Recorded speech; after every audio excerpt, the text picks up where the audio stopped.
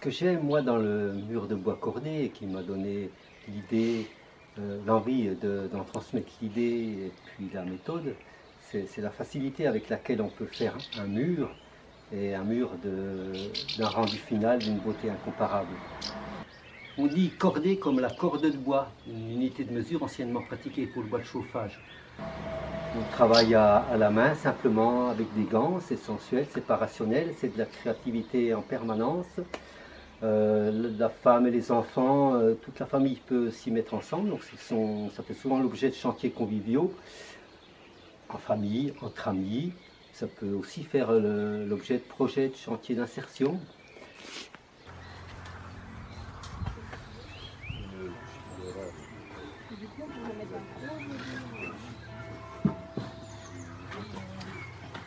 Et on peut décliner cette technique du bois cordé pour des murs insectes en intégrant d'autres matériaux et en allant beaucoup plus dans la fantaisie ou dans l'artistique.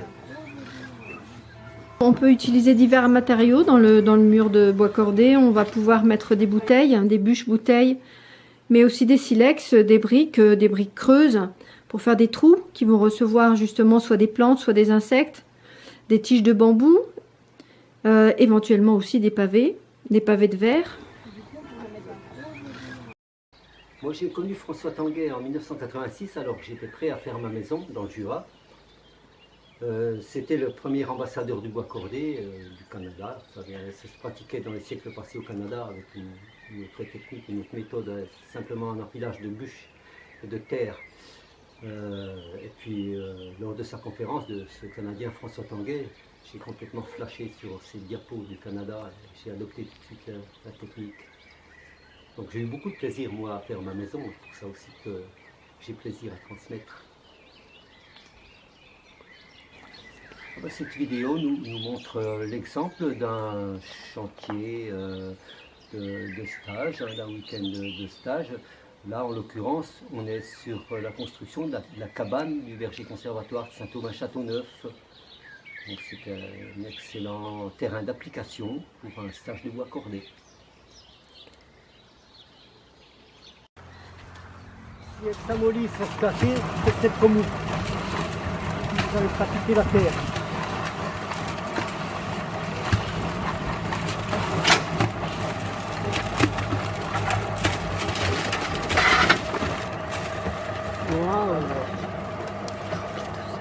Généralement, on prend le bois. Lui faire comprendre que c'est comme pour faire tomber. il faut qu'elle donne tout.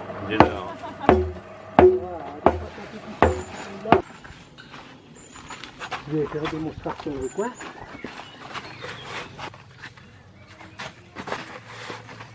À fleur extérieure, juste la main qui le retient. Là, les petits trous ils vont se boucher de toute façon.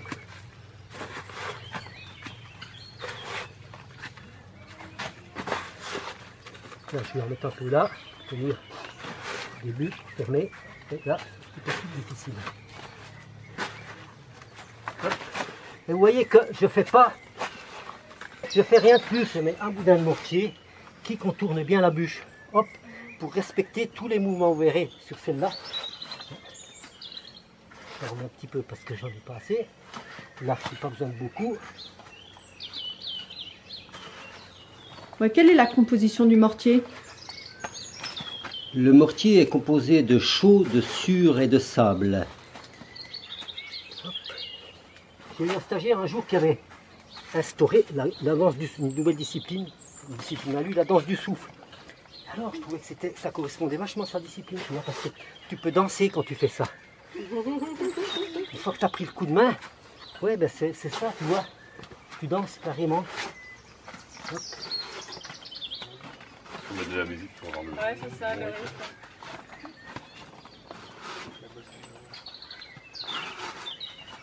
Vous voyez, là je fais mes 3 mètres carrés dans la journée.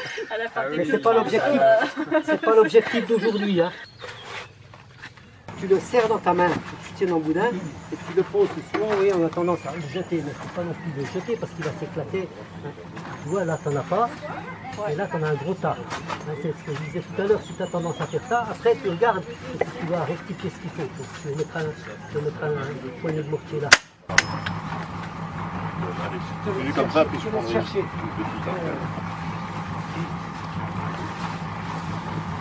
Et des fois, il est plus intéressant de prendre la hache à fendre et de prendre sur mesure ce qu'on a envie plutôt que de chercher longtemps.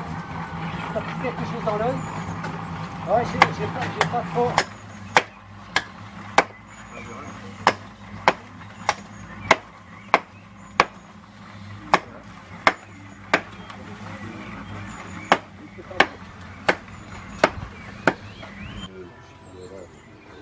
L'intérieur du mur, la partie médiane du mur, entre les bûches et les boudins de mortier, reçoit un isolant qui est souvent de la sciure, qui peut être de la laine, du granulat de chanvre, de liège, d'autres isolants.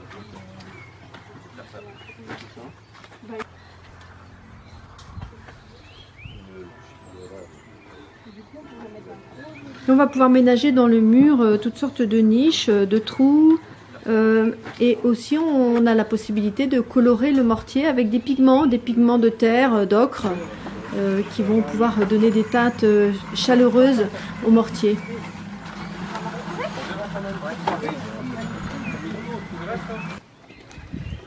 Le mur, il peut trouver sa place, le mur de bois cordé peut trouver sa place déjà dans la construction d'une vraie maison, à l'intérieur en particulier.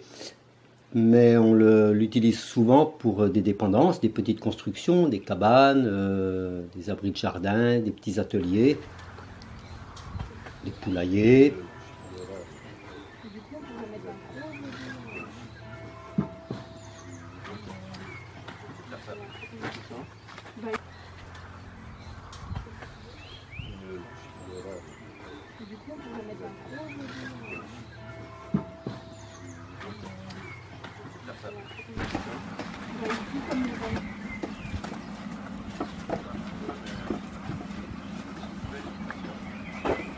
Il y a peut-être suffisamment de bûches.